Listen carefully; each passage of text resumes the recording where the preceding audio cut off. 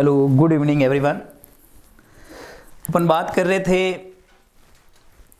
अपने रिट के एग्ज़ाम के बारे में, और रिट के एग्ज़ाम से संबंधित अपन मैथमेटिक्स के टॉपिक पढ़ रहे थे, और उसी सीरीज में अपन आगे टॉपिक लेके आए हैं इक्वेशन के टॉपिक को हमने थ्योरेटिकल पार्ट में पढ़ लिया था। अब अपन उसके मल्टीपल चॉइस क्वेश्चन करेंगे।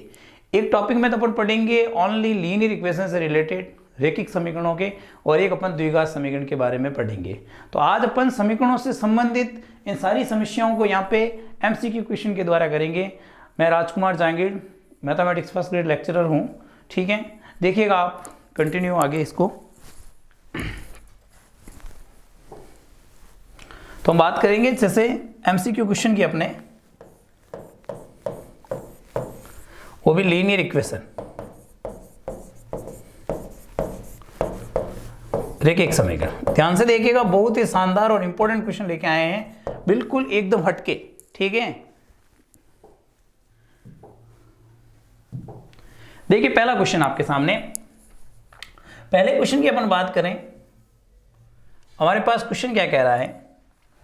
क्वेश्चन कह रहा है कि समीकरण ax plus by plus c बराबर 0 के दो चरों में रैखिक समीकरण होने का प्रतिबंध। दो चरों में मतलब x और y दोनों के दोनों रहने चाहिए। तो दो चरों में रैखिक समीकरण होने का प्रतिबंध क्या है। तो यहां पर देखो, एक तो क्या होता है कि ये a होता है, ये कभी भी 0 नहीं होना चाहिए। b है, कभी भी 0 नहीं होना चाहिए। तो मतलब a ऑप्शन भी सही है, b ऑप्शन भी सही है। और साथ में एक कंडीशन होती है कि दोनों के वर्गों का योग है वो कभी भी 0 नहीं होगा। ये तीनों की तीनों कंडीशन हमने जब समीकरण के बारे में पढ़ा था तो हमने ये शर्तें लिख दी थी कि a is not equal to 0, b is not equal to 0 and a square plus b square is not equal to 0। तो इसका सही ऑप्शन अपना कौन सा हो गया, डी। सारे के सारे याद रखना, बहुत ही इंपॉर्टेंट है ये कि रैखिक समीकरण होने का प्रतिबंध क्या है। तो a is not equal to 0, b is not equal to 0 और a square plus b square is also is not equal to 0। देखिए question number second. Question number second क्या कह रहा है, समीकरण ax plus by plus c बराबर 0, ABC क्या होंगे। अब एबीसी की बात करता है तो प्राकृत संख्या नहीं होंगे, जरूरी नहीं है, a का मान माइनस भी आ सकता है, पूर्ण संख्या तो माइनस आ गया, दोनों ही खत्म हो गए। तो याद रखना इसका सही है कि a b शून्य के अलावा वास्तविक संख्या, c कुछ भी हो सकता है, उससे कोई मतलब नहीं है। a और b आएंगे वो शून्य के अलावा, 0 नहीं होंगे, क्योंकि 0 हो जाएगा तो ये समीकरण खत्म हो जाएगी दो चरों में। तो इनके अलावा कोई भी अपने वास्तविक संख्या हो सकती है, ये बात ध्यान में रखें। ठीक है, दोनों ही एकदम नॉर्मल से क्वेश्चन है, मगर यही कंफ्यूजन हो जाता है क्योंकि हम समीकरण हल करना सीख जाते हैं, खूब सारी चीज़ों को सीख जाते हैं, मगर इन बातों को नहीं सीख पाते हैं क्या कहता है वो। तो अगर आपको ऐसे दे दिया जाए और कहे एबीसी क्या है, तो ए और बी शून्य के अलावा वास्तविक संख्या होंगे और सी कोई भी संख्या हो सकती है, मतलब सी 0 भी हो सकता है वास्तविक संख्या। अगर सी की बात करेंगे तो सी एक वास्तविक संख्या। अब इतना ही लिखें, इस बात को ध्यान में रखना है। देखिए अगला question, question number third. Question number third कह रहा है कि तीन चरों द्वारा अद्वितीय हल के लिए कितनी समीकरण चाहिए। तो हमने एक लाइन लिखी थी, जितने आपके पास चर होंगे उतनी ही समीकरण चाहिए। अगर तीन चर दे रखे हैं तो अगर आपको अद्वितीय हल, अगर यूनिक सॉल्यूशन चाहिए, अद्वितीय हल का मतलब है यूनिक सॉल्यूशन, अगर आपको यूनिक सॉल्यूशन चाहिए तो इसके लिए आपको समीकरण भी कितनी चाहिए कि 3। अगर चर 3 तो समीकरण भी कितनी चाहिए, 3। ये बात याद रखना। आपसे पूछ n चरों वाले, अगर कहा जाए कि n चरों द्वारा अद्वितीय हल के लिए समीकरण कितनी चाहिए, तो n समीकरण ही चाहिए, इस बात को ध्यान में रखें। देखें अगला question, question number 4। Question number 4 कह रहा है किसी संख्या का इकाई अंक b और दाई अंक अगर a है तो संख्या, तो हमने बात की थी इकाई अंक है तो पहले इकाई अंक आएगा जैसे b, फिर दाई अंक, तो दाई अंक के साथ आ जाएगा 10। अगर आगे सैकड़े की बात करता तो सैकड़े के साथ आ जाता 100, ऐसा चलता रहेगा। तो इसका सही ऑप्शन, अपने ऑप्शन कौन सा होगा, 10a प्लस b। तो 10a प्लस b कौन सा हो गया, ये वाला second number answer, 10a plus b। अगर इकाई अंक आपके b दे रखा है और दाई अंक a दे रखा है तो 10a प्लस b होगा। जैसे आप संख्या भी बना के देख लीजिए, कोई जैसे 32 है तो कैसे बना के 3 × 10 प्लस 2, ये इकाई अंक, और ये देख लो गुणा कर दीजिए। देखिए अगला क्वेश्चन नंबर 5। क्वेश्चन कह रहा है एक्स अक्ष के प्रत्येक बिंदु पर कोटि, मैंने पॉइंट लिखवाया भी था आपको कि एक्स अक्ष के प्रत्येक बिंदु पर, एक्स अक्ष के प्रत्येक बिंदु का मतलब कैसे कि जैसे आज हम इस एक्स अक्ष पर बात करते हैं तो एक्स अक्ष पर y का मान हमेशा क्या होता है, जीरो। और कोटि किसको कहते हैं? ऑर्डिनेट कहते हैं इसको अंग्रेजी में, ठीक है। तो y का मान हमेशा क्या होता है? जीरो। तो याद रखना कोटि क्या होती है? जीरो। और यही अगर y अक्ष पर क्या था? भुज। अगर आपसे कहा जाए कि y अक्ष पर भुज, तो y अक्ष पर भुज कहेगा तो भुज होगा जीरो, एबेसिस क्या होगा आपके? जीरो। देखो नेक्स्ट क्वेश्चन, अगला क्वेश्चन क्या कह रहा है आपको कि ये समीकरण दे रखी है और हमसे कह रहा है कि इस समीकरण को संतुष्ट करने वाला युग्म नहीं है। संतुष्ट मतलब है मान रखने पर कौन सेटिस्फाइड नहीं करता है। पहला मान रख के देखा अपन, ए ऑप्शन, 3 × 2/3 प्लस 4 × 1, 3 से 3 कट गया, ये 2 और ये 4 हो गया 6, आ रहा 6, तो ये तो संतुष्ट कर रहा है, तो ये ऑप्शन गलत।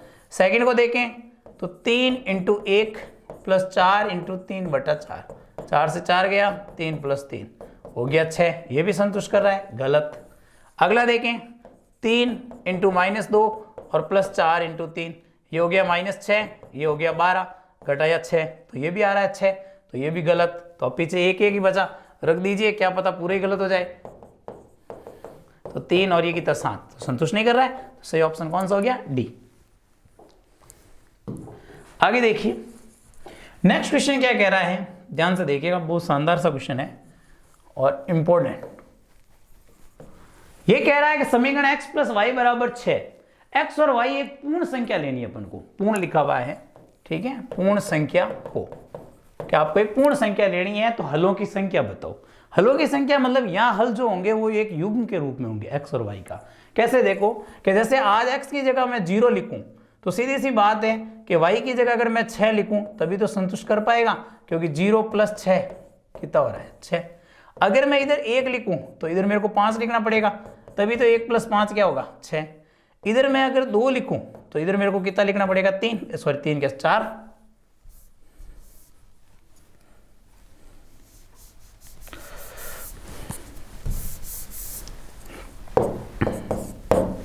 तो यहाँ 4 लिखेंगे तो आप देख रहे हो कि 2 + 4 कितना हो गया? 6।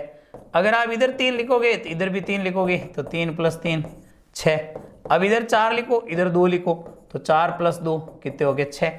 आगे बात करें अपन कि इधर 5 लिखें, इधर 1 लिखें, तो 5 + 1 कितना हो गया? 6। अब इधर 6 लिखें, इधर 0 लिखें, तो 6 + 0 कितना हो गया? 6। अब आगे माइनस में तो लिख नहीं सकते क्योंकि पूर्ण संख्या, और पूर्ण संख्या शुरू कहां से होती है? 0 से। तो आप देखो ऐसे हल कितने हुए आपके, यहाँ पे हलों की संख्या की देखें तो 1 2 3 4 5 6 और 7, ऐसे हलों की संख्या कितनी हो गई? 7 हो गई। अब अगर मान लो ये कहता है एक प्राकृत संख्या है, तो प्राकृत संख्या होते थे 2 हल नहीं होते, पहला और लास्ट वाला नहीं होता, तो हलों की संख्या कितनी हो जाती? 5। अगर इसे में कह दिया जाए कि x और y अगर प्राकृत संख्या है, तो प्राकृत संख्या आ जाए तो उस समय हलों की संख्या कितनी हो जाएगी अपने पास? 5। ये 2 कम हो जाएंगे, एक लास्ट वाला और एक पहला वाला। इस बात को ध्यान, हलों की संख्या समझ गए आप कि इनको जोड़ने पर 6 आए, ऐसे x और y के मान कितने होंगे, तो ऐसे कितने जोड़े बनेंगे। यहाँ हल का मतलब पूरा एक युग्म से, इस बात को ध्यान रखें। 7वें के बाद में आगे देखिए 8वां सवाल, ऐसा ही एक सवाल है। देखो 8वां सवाल जो कह रहा है हमसे, वो कह रहा है समीकरण x + y + z = 6। x y z एक धन पूर्णांक है, मतलब प्लस की एक संख्या है अपने पास, और हमें कहता है हलों की संख्या कितनी होगी। अब देखो x y z 6 होना चाहिए, ऐसे युग्म बताओ जिनको जोड़ा जाए तो 6 होए। तो एक सीधी सी बात है कि मैं 1 लिखूं, 2 लिखूं और 3 लिखूं, ये पूरा जोड़ा लिखूं, मतलब यहाँ जोड़ा 3 का बनेगा। तो आप देख लीजिए 1 + 2 + 3 कितना हो रहा है? 6 हो रहा है। तो 1 2 3 हो सकता है, 2 1 3 हो, ठीक है। हो सकता है आपके पास 1 3 2 हो, ये भी बन सकता है अपने पास, ठीक है। आप इसको देखो व्यवस्थित ऐसे करना, मैं बता रहा हूं वैसे कि जैसे 1 2 3 आपको पता चल गया। अब इसके जोड़े कैसे? 1 3 2, एक ही जोड़ा बन गया। एक बार हमने क्या किया, 2 को बीच में रखा, 3 1 2, ये बन गया आपके। एक बार आप क्या कीजिए, देखिए इधर, अरे रखना क्या था, रख दिया क्या, 3 2 1, मतलब बीच में रख दिया 2 को। अब देखो आप, एक बार बीच में अपन ने 2 को रखा, 2 का बन गया। एक बार 3 को रखा, ठीक है, तो 3 को रखा तो 3 का 1 तो क्या बन जाएगा अपने पास? बन गया ऊपर, 1 बन गया, 2 3 1 बन गया ये वाला। एक बार हम बीच में 1 को रखते हैं, तो 1 को रखेंगे तो 2 1 3, 3 1 2 6 बन गए। इन सबको जोड़ो, देख लो 6 हो रहा है कि x plus y plus z करो 6, तो ऐसे हल कितने हो गए भाई, आपस में चेंज हो जाएंगे। यहाँ x का मान 1, y का मान 2, z का मान 3, या 1 3 2, तो ये टोटल होने पर 6 हो रहा है। तो एक तो हमारे पास यहाँ आंकड़ा बन रहा है। इसके अलावा एक आप देख रहे हो तीनों समान का बन रहा है, 2 प्लस 2 प्लस 2 हो रहा है 6, तो एक आंकड़ा बन गया 2 2 2, तो एक हल ये हो गया। अब देखो इसके अलावा एक हल और हो रहा है, 1 1 4, आप इसको जोड़ते हो तो 1 प्लस 4 आपके कितना 6। अब ये भी चेंज होंगे, कैसे कि 1 4 1 4 1 1 बन गए। आप इन सबको जोड़ो तो अपने पास हलों की संख्या कितनी आ गई, देखो 1 2 3 4 5 6 7 8 9 10, तो ऐसे हलों की संख्या कितनी हो गई 10। ये आपका आंसर हो गया। ये सवाल भी इंपॉर्टेंट है, जहां पर एक नॉर्मल सी बात होती है, हमें दिमाग के द्वारा सोच के इसको करना है। यहाँ पर कोई भी ऐसी टेक्निक नहीं लगती है, लगता है वैसे, और 11th-12th का पार्ट है, उसका एक छोटा सा टॉपिक अपन भी पढ़ेंगे यहाँ पे, क्रमचय संचय, नॉर्मल सी बात करेंगे, क्योंकि हो सकता है आपको थोड़ा सा लेवल को अप करके अगर क्वेश्चन दे दिया जाए तो कैसा आएगा, इसलिए ध्यान रखें। तो यहाँ हलों को सोचने का तरीका, पहली बात है पूर्णांक संख्या, धन पूर्णांक मतलब प्लस की संख्या लेनी, तो प्लस की ऐसी संख्या देखिए 1 2 3, अगर उनको आपस में घुमा दिया जाए तो आपस में ये अपने हल हो जाएगा। बनेगा नहीं बनेगा, मैं आपको इसका तरीका भी बताऊंगा कि अगर आपको और ज्यादा, जैसे ये तो 6 ही था, अगर 6 की जगह भी 10 दे दे तो और ज्यादा होगा, 12 हो जाए तो और ज्यादा होंगे, तो ऐसे कैसे निकालेंगे उसके लिए मैं आपको एक टेक्निक भी बताऊंगा। अभी इसके अंदर क्वेश्चन आया, इसमें बात नहीं करेंगे, अपने एक टॉपिक पढ़ेंगे स्पेशली गणित के अंदर क्रमचय और संचय का टॉपिक, थोड़ा सा हल्का सा, जिसके अंदर आप ऐसे सवालों को आसानी से कर सकते हैं। देखिए आगे नेक्स्ट सवाल क्या कह रहा है, नम्मा कह रहा है एक समीकरण दे रखी है और इसके हलों की संख्या बताओ। अगर एक ही समीकरण, मैंने आपको पहले ही बताया था कि अगर आपको अद्वितीय हल चाहिए तो जितने चर होंगे उतने समीकरण चाहिए। यहां चर मेरे पास 2 है, x और y, अगर चर 2 है तो समीकरण 2 चाहिए, तो नहीं है, तो ना तो ऑप्शन ये है, ना ये है और ना ये है, इसके क्या होंगे, अनेक हल होंगे। भाई आज जैसे मान लो मैं एक समीकरण लिख दूं x प्लस वाई बराबर 4, बताओ हल खूब सारे होंगे, 1 3 2 2 3 1, माइनस ले लो 4 0 5 -1 6 -2, ऐसे करके खूब सारे होंगे। तो जब एक ही समीकरण दे दे और आपसे पूछे कि इसके कितने हल होंगे, तो याद रखना अनेक हल होंगे, इस बात को ध्यान में रखना है। आगे देखिए नेक्स्ट क्वेश्चन नंबर 10वां क्वेश्चन है, और 10वें क्वेश्चन के ऊपर आप इंपॉर्टेंट लगा दीजिए। देखो 10वां क्वेश्चन आपको क्या कहता है कि plus minus a x plus minus b y plus c बराबर 0 से कुल कितनी रेखा प्राप्त होगी। तो आप देखिए एक बार दोनों ही चिन्ह प्लस करते हैं, एक बार दोनों ही माइनस करते हैं,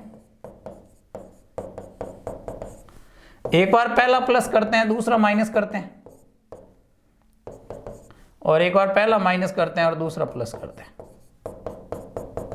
अब आप एक बात बताओ, जब इसका अपन हल करेंगे और चित्र बनाएंगे, तो चित्र बनाने के अंदर करना कैसे है, ध्यान से देखिएगा कि आज जैसे मान लो इन समीकरणों के अंदर, जैसे यहां पर आप देखोगे, इससे जो रेखा बनेगी वो अक्षों को काटेगी। काटेगी कैसे, अगर आप y का मान 0 लिखोगे तो x का मान यहाँ पे माइनस का आएगा 0 लिखोगे तो पक्षांतर करोगे तो x का मान माइनस का आएगा, और x का मान 0 लिखोगे तो y का मान क्या आएगा, माइनस का। तो यहाँ जो एक रेखा बनेगी वो रेखा बनेगी दोनों ही माइनस मतलब ये वाली। यहाँ आप बात करो तो अगर y का मान 0 लिखते हो तो x प्लस का, और x 0 रखते हो तो y प्लस का, तो दोनों ही प्लस, तो इधर रेखा बनेगी वो ऐसे बनेगी। अगले में देखें तो x तो आपके माइनस का आएगा, मगर x तो आपके यहाँ माइनस का आएगा और y आपके क्या आएगा, प्लस का। तो x माइनस का और y प्लस का, एक रेखा ऐसे बनेगी।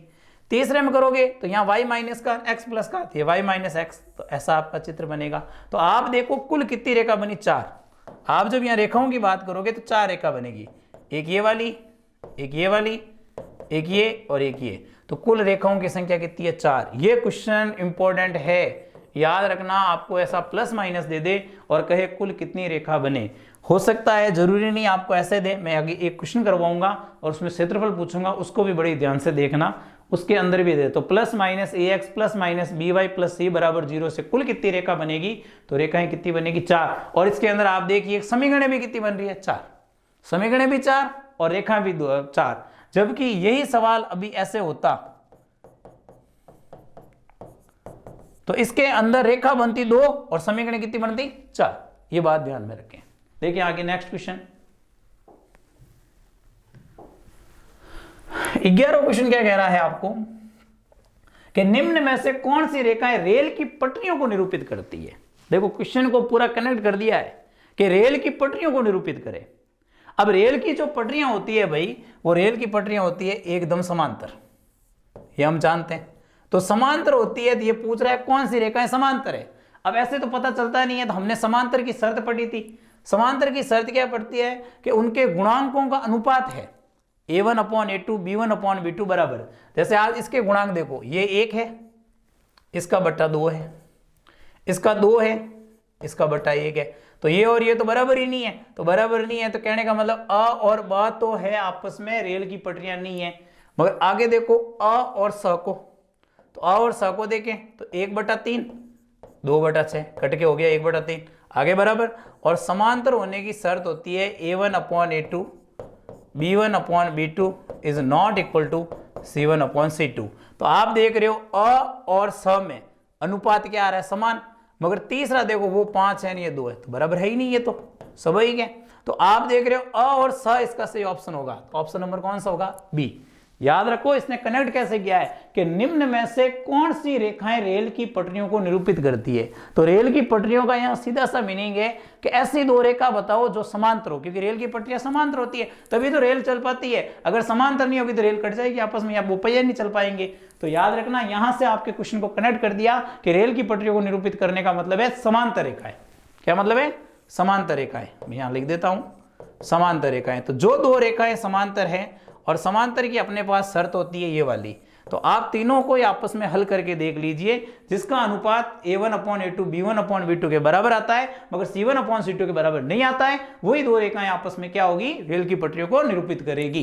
ये बात देना। हो सकता है यहां से कोई प्रतिच्छेदी का पूछ ले, हो सकता है कोई संपत्ति का पूछ ले, ऐसा भी पूछ सकता है। जैसे आज सड़क होती है, ठीक है, और सड़क के ऊपर आप देखते हो कि व्हाइट पट्टी बनी हुई होती है, तो वो पट्टी और सड़क संपाती है, ठीक है। मगर ये आप देख रहे हो कि दो सड़कें आपस में मिलती है, जब जैसे चौराहे पे जो मिलती है वो आपके किसका काम करती है, प्रतिच्छेदी का काम करती है। तो तीनों ही बातें यहीं से पूछी जा सकती है आपको घुमा फिरा के। देखिए आगे क्वेश्चन नंबर 12वां क्वेश्चन क्या कह रहा है, क्षेत्रफल की बात कही भाई। अब क्षेत्रफल कैसे निकालना है, इसने कहा है कि ये दोनों रेखाएं और एक्स अक्ष द्वारा निर्मित त्रिभुज का क्षेत्रफल। देखो निकालेंगे कैसे। पहली बात, पहली रेखा है आपके पास, यहां पर आप y0 लिखे तो देखेंगे 2x बराबर 6 हो गया, तो x का मान 3 आ गया, तो हमारे पास एक बिंदु आ गया 3,0। फिर एक रेखा इसी के अंदर हम लिखते हैं x का मान 0, तो y 6 आ गया, तो बिंदु b हो गया हमारे पास 0,6 बन गया। अब देखो दूसरी रेखा का ऐसे कैसे कि 2x - y + 2 बराबर 0। जब यहाँ y का मान 0 लिखेंगे तो 2x + 2 बराबर 0 होता है, x का मान निकालोगे -1 आएगा, तो हमारे पास एक बिंदु आ गया -1,0। फिर ऐसे कैसे, जब x का मान 0 लिखेंगे तो -y + 2 बराबर 0, तो y बराबर 2 आ गया, तो बिंदु D हो गया आपके पास 0,2। तो ये तो हमारे पास चारों ही बिंदु आ गए। अब चारों ही बिंदु आने के बाद में अब अपन इसका ग्राफ बनाते हैं। देखो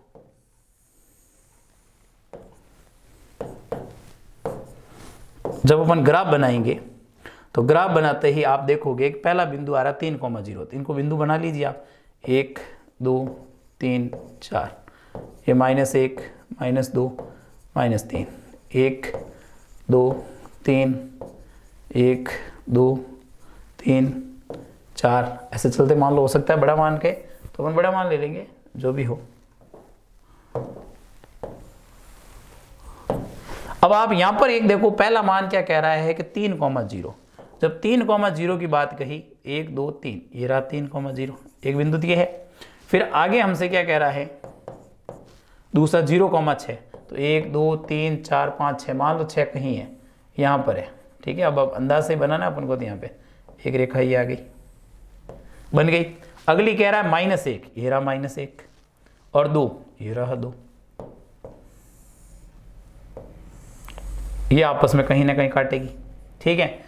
अब पहली बात ये है, कहाँ काटेगी, काटने के लिए अपन विलोपन विधि से हल करेंगे। विलोपन विधि से इन दोनों को आप जोड़ो, जोड़ते आप देख रहे हो 2x + 2 बराबर 6 हो रहा है, x का मान 2 आ रहा है, और x का मान 2 रख रहे हो, y का मान भी 2 आ रहा है, दोनों का मान लगभग 2,2 आ रहा है, ठीक है। अब 2,2 आ रहा है, तो इसने कहा कि ये जो त्रिभुज बना आपके सामने ये वाला, इसका अपन को क्षेत्रफल बताना है। अब इसका क्षेत्रफल बताना है तो क्षेत्रफल क्या होता है कि आप देख रहे हो ये जो बिंदु है इसके निर्देशांक है आपके -1,0, तो यहां से लेके यहां तक लंबाई कितनी हो गई 3 और 1 4, तो ये आधार हो गया 4। फिर आप देखो यहां से आप लंब डालोगे, ऐसे एक लंब डालोगे। अब ये लंब की लंबाई कितनी है, क्योंकि त्रिभुज का क्षेत्रफल होता है 1/2 आधार इंटू ऊंचाई, तो ये ऊंचाई कितनी हो रही है 2,2 हो रही है आपके पास, देख लीजिए आप 2,2 संतुष्ट कर रहा है 2,2, तो ये ऊंचाई कितनी है 2 है। अब आप देखते हो क्षेत्रफल होता है त्रिभुज का 1/2 आधार इंटू ऊंचाई, तो आधार तो है 4, ऊंचाई है 2, 2 से 2 कट गया, आंसर आ गया 4। ये आंसर देख लीजिए आप, ठीक है। दोनों ही जो समीकरण दे रखी थी अगर अपन उन दोनों को हल करें तो y से y कट रहा है, आप देख लीजिए 2x और 2x 4, 1 मिनट 4x हो गया, 4x हो गया और ये उधर गया x का मान, सॉरी 1 है, x का मान 1 है, x का मान आपके 1 है और x का मान 1 रखेंगे तो y का मान 4 आएगा, 4 आएगा, थोड़ा सा चेंज 1 मिनट 4 है, तो इसका मतलब है ये वाली जो आपको दे रखी है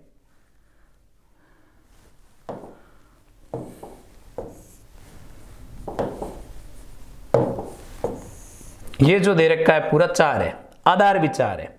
अब दोनों ही 4 है तो 1/2 इंटू 4 इंटू 4, ये 2 बार कट गया और ये हो गया 8। आपके पास क्षेत्रफल कितना हो गया 8 वर्ग इकाई। किया देखो वापस समझो, दोनों ही रेखाओं को हल करते थे, हल करके मान लो एक्स वाई का मान निकाला, देखा 1,4 पे कटेगा, कट गया 1,4 पे। अब 1,4 पे जैसे ये कटा है तो 1,4 तो ये बिंदु आ गए, दोनों का प्रतिच्छेदन। दोनों ही रेखाओं को बनाना बिल्कुल सिंपल सा है, ठीक है, आराम से आप पेपर पे बना सकते हो कि आप क्या करोगे y का मान 0 रखे, x का मान 0, 2 बिंदु आ गए, इन दोनों को मिला दो, रेखा बन गई, इसको भी मिला दो, रेखा बन गई। अब ये पूरा त्रिभुज बना, अब त्रिभुज बना दिए, समकोण त्रिभुज में तब्दील हो सकता है, यहाँ से लंब डाले जाए तो आधार इंटू ऊंचाई होता है 1/2, तो आधार तो कितना हो गया, यहाँ से यहाँ तक 3 है और यहाँ ये कितना 1 है, तो टोटल 4, और यहाँ ऊंचाई कितनी है भाई 1,4 है, तो यहाँ तक ऊंचाई 4 हो गई, तो ये अपना क्षेत्रफल आ गया 8। ये बात ध्यान रखना, आपको घुमा फिरा के ऐसे क्वेश्चन पूछ सकता है वो। आगे देखिए नेक्स्ट क्वेश्चन, अगला क्वेश्चन क्या कह रहा है, अगला क्वेश्चन कह रहा है P का मान ज्ञात करो, वो भी क्या कर रहा है इन समीकरणों की सहायता से। तो पहले दिन समीकरणों को हल करो, देखो समीकरणों को हल कैसे करेंगे कि 4x - 6/y बराबर 15 और 6x - 8/y बराबर 14। अब ऐसे तो पता चलेगा नहीं कि x और y के क्या मान होंगे, तो इनको हल करना पड़ेगा। हल कैसे करते हैं, विलोपन विधि से। देखो विलोपन विधि सीधी बात है, क्या तो आप इसका 8 से गुणा कर लीजिए और इसका 6 से गुणा कर लीजिए। 8 चौक यहाँ होंगे 32x, 8 छंग 48/y और 15 8 120। यहाँ 6 से करेंगे 6 छंग 36x, 6 8 48/y और 4 छंग कितने होंगे 84।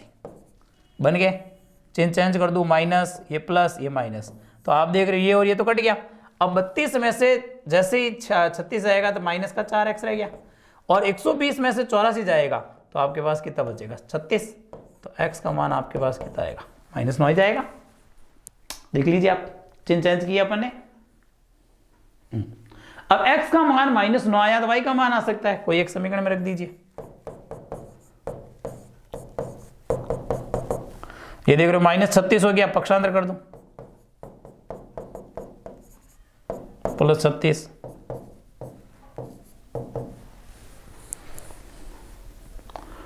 15 36 51 तो बट्टे में आ जाएगा मान, बट्टे में मान नहीं चाहिए, कहीं गड़बड़ तो नहीं हो गई।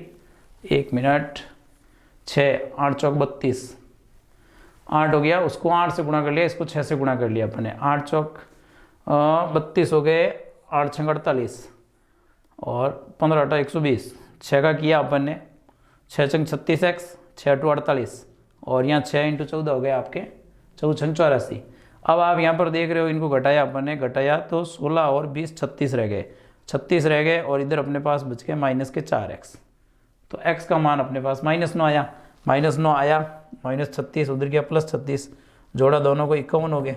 अब देखो y का मान निकालते हैं, y का मान 1 मिनट, मान इतना बड़ा तो गड़बड़ नहीं होना चाहिए, कहीं ना कहीं चिन्ह में तो गड़बड़ नहीं कर दी, लिखने में ही 6x - 8/y 4 8 चौक 32, 6 चंग 36 माइनस 4x और यहाँ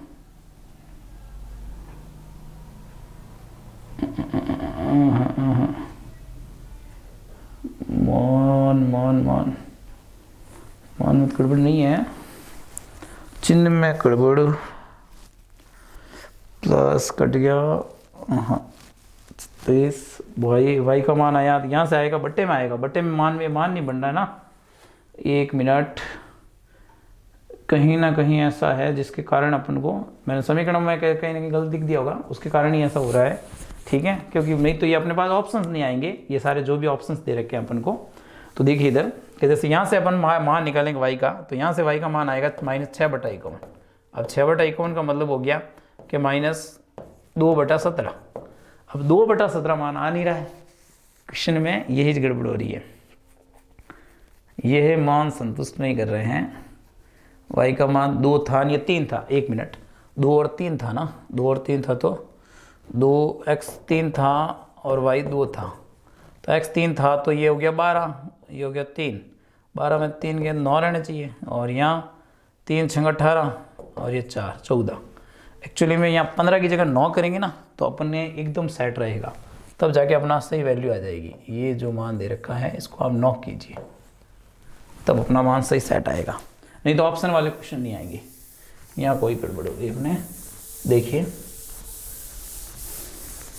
क्वेश्चन में कहीं ना कहीं मिस्टेक थी, इसके कारण यहाँ 9 करेंगे अपन, तो 9 करते देखिए 4x - 6/y बराबर 9, और ये था 6x - 8/y बराबर 14। अब इसको गुणा करें अपन, जैसे अपन मान लो सैम करना चाहें, तो जैसे इसको 8 से गुणा कर लिया, इसको 6 से गुणा कर लिया, ठीक है। तो 8 चौक ये 32x हो गए, ये तो 32x हो गए,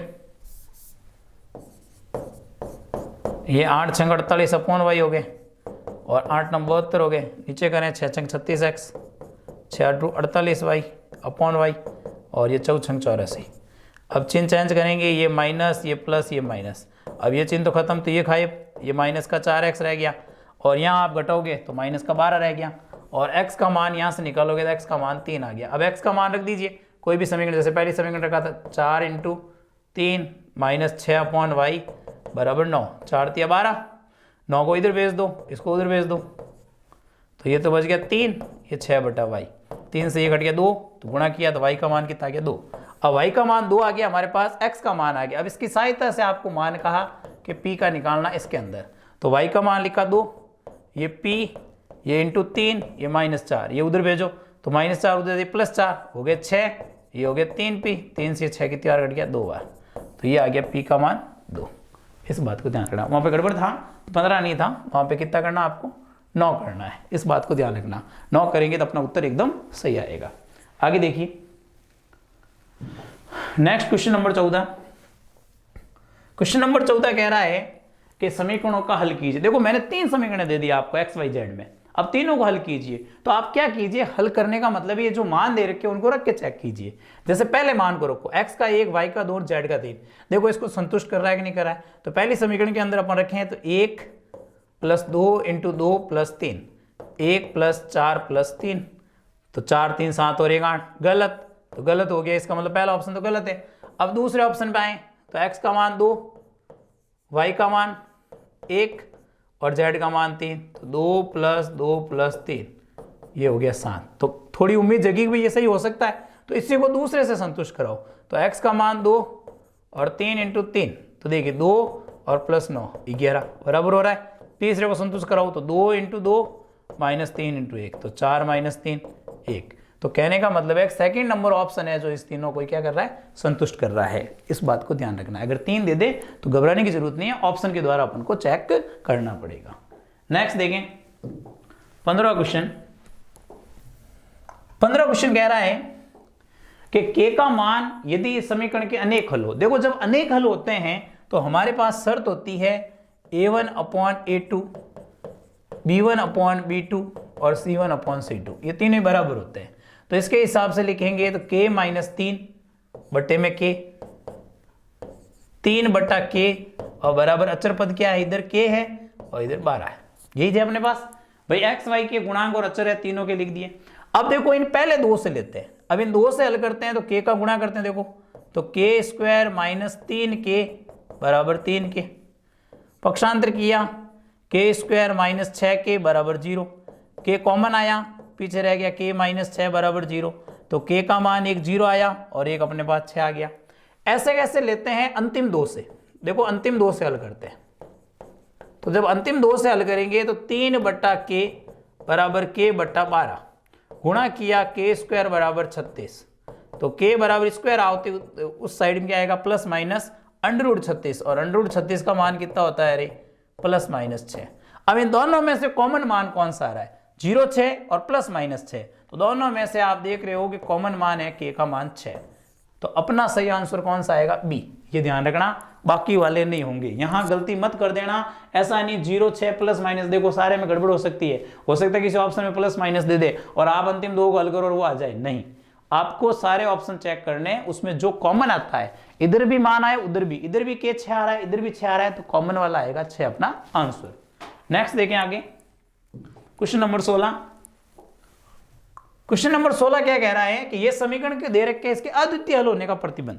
देखो अद्वितीय हल होने का प्रतिबंध होता है अपने पास a1/a2 not equal to b1/b2, तो a1 का काम कर रहा है a, a2 का काम कर रहा है p, नॉट इक्वल, इधर कर रहा है ये b, इधर कर रहा है q, गुणा कीजिए तो a का q से aq और नॉट इक्वल p का b से pb। अब देखो पहला ऑप्शन तो गलत हो गया क्योंकि नॉट इक्वल नहीं है, दूसरा देखो aq bq, pb या bq एक ही बात है, नहीं एक मिनट, दूसरा भी गलत है, bq दे रखा है यहाँ पे।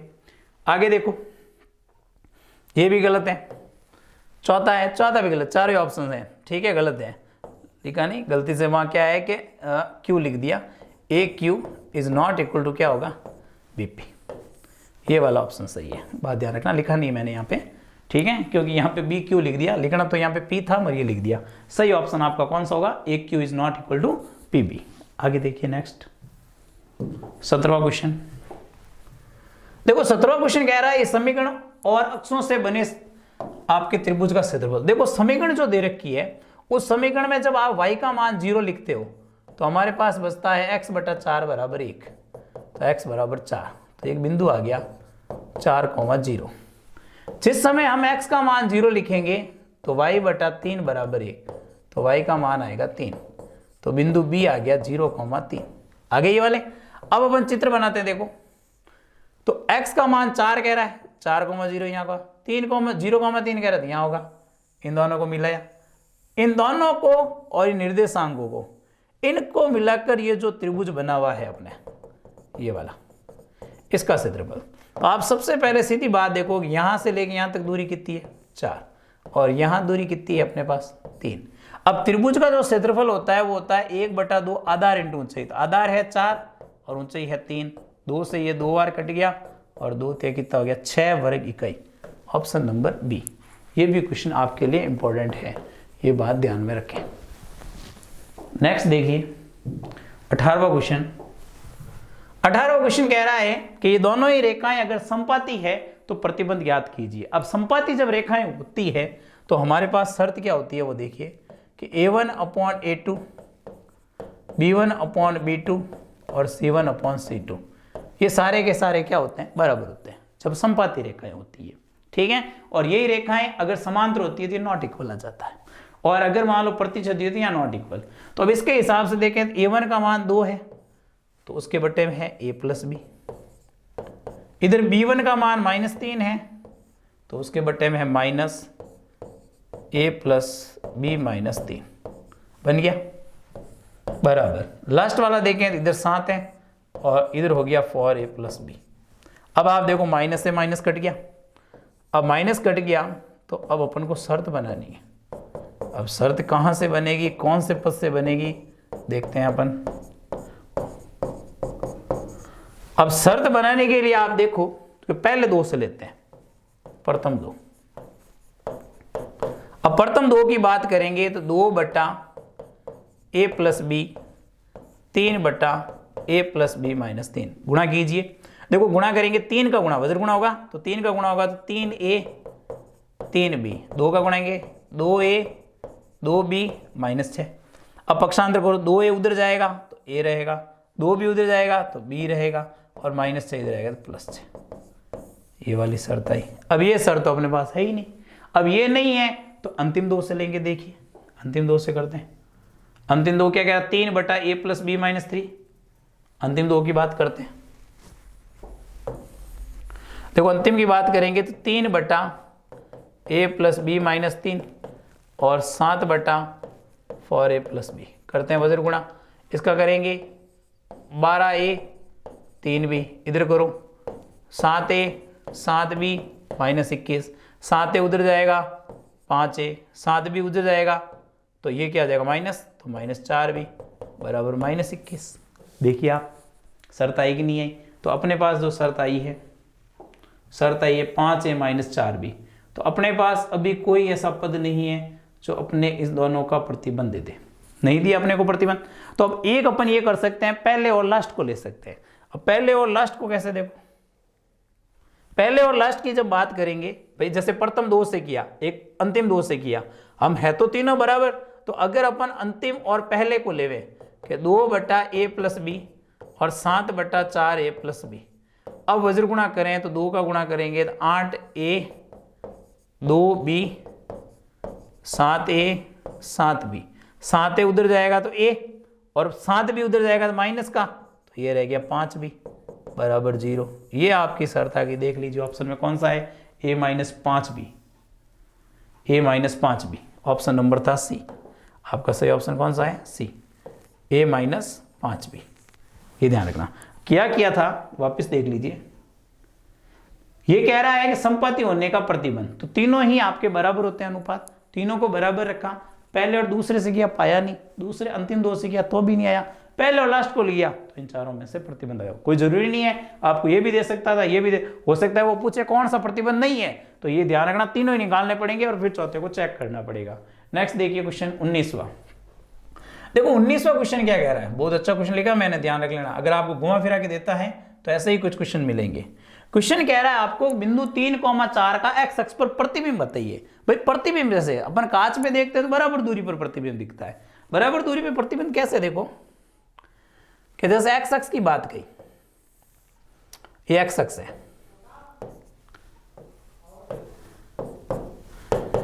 अब 3,4 कहा इसने, तो 3,4 कहां होगा? जैसे 1 2 3, 1 2 3 4, इन दोनों को मिला के यहां आया 3,4। अब इसका प्रतिबिंब कहां? प्रतिबिंब का मतलब होता है x अक्ष पर निकाल, मतलब ये कांच है एक तरह से। देखो तो यहां से जितनी दूरी पर होगा, मतलब जितनी दूरी पर यहां होगा, तो ये दूरी कितनी है? 4। उतनी दूरी पर पीछे होगा तो पीछे भी ये दूरी कितनी होगी? 4। मगर आप देख रहे हो ये 4 किसकी होगी? माइनस की। भाई इधर जो 4 आएगी आपकी, भाई यहां जो भी होगा कि जैसे ये 4 प्लस का है तो इधर 4 किसका होगा? माइनस का। तो अब यहां बिंदु होगा, मतलब इसका प्रतिबिंब यहां दिखेगा। आज मान लो हम कांच के सामने खड़े होते हैं, जितनी दूरी पर हम खड़े हैं उतनी दूरी पर पीछे दिखता है, तो ये बिंदु यहां है तो इसका विपरीत यहां आएगा। तो यहां बिंदु क्या होगा? देखो x तो अभी भी 3 ही है, मगर y आपके कितना हो जाएगा? -4। 3, -4। ये बात ध्यान में रखना। एक नॉर्मल सा आपको प्रतिबिंब पूछ सकता है, यहां है तो उसका प्रतिबिंब जितनी दूरी पर ये उतनी, ये 4 दूरी पर पीछे भी 4 होगा, मगर इधर प्लस का है तो इधर किसका होगा? माइनस का, और x में कोई फर्क नहीं पड़ेगा। नेक्स्ट देखिए क्वेश्चन नंबर 20। देखो 20वां क्वेश्चन क्या कह रहा है आपको कि रेखा ax + by + c = 0 के मूल बिंदु से गुजरने की शर्त। अब सीधी सी बात है, कोई भी रेखा अगर मूल बिंदु से गुजरती है, मूल बिंदु से क्या तो ऐसे गुजरेगी या मूल बिंदु से ऐसे गुजरेगी, और मूल बिंदु से वही रेखा गुजरती है जिसके अंदर अचर पद नहीं होता है। मतलब ये c नहीं होना चाहिए, क्योंकि c हो जाएगा, आज मान लो 0 0 लगो तो c आ गया, आया कि नहीं आया? तो c अगर 0 होगा कि c = 0, तो रेखा हमेशा मूल बिंदु से गुजरेगी।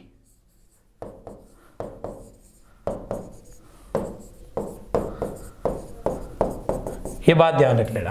तो c = 0 ऑप्शन कौन सा होगा? डी। इस बात को ध्यान रखना कि c का मान 0 होगा तो रेखा कहां से गुजरेगी? मूल बिंदु से। तो ये हमने समीकरण के 2 चरों वाले के कुछ एमसीक्यू क्वेश्चन पढ़े। अगली सीरीज में ऊपर एक नया टॉपिक पढ़ेंगे और इसी समीकरण की सीरीज में अपन द्विघात समीकरण के भी एमसीक्यू क्वेश्चन लेके आएंगे। ठीक है, आप इसको अच्छे से समझ लीजिएगा। बीसी क्वेश्चन को बहुत ही अच्छे और ढंग के क्वेश्चन लिखे अपन ने। ऐसे नहीं है कि नॉर्मली जैसे चल रहे वैसे नहीं, बिल्कुल एकदम हटके है। अगर आपका टफ पेपर आता है तो यहाँ से आपको क्वेश्चन 101% मिलेगा। ठीक है, आप इन 14-15 वीडियो को अच्छे से देख लेना, टॉपिक को समझ लेना और एमसीक्यू क्वेश्चन कर लेना, आपका पूरा का पूरा पेपर हूबहू इसी के अंदर से आएगा। ठीक है, आप इस वीडियो को ज़्यादा से ज़्यादा अपने दोस्तों के साथ शेयर कीजिएगा, आप लाइक कीजिएगा और अभी तक चैनल को हमारे सब्सक्राइब नहीं किया है तो सब्सक्राइब कीजिएगा। थैंक यू, मिलते हैं एक अगली सीरीज के अंदर।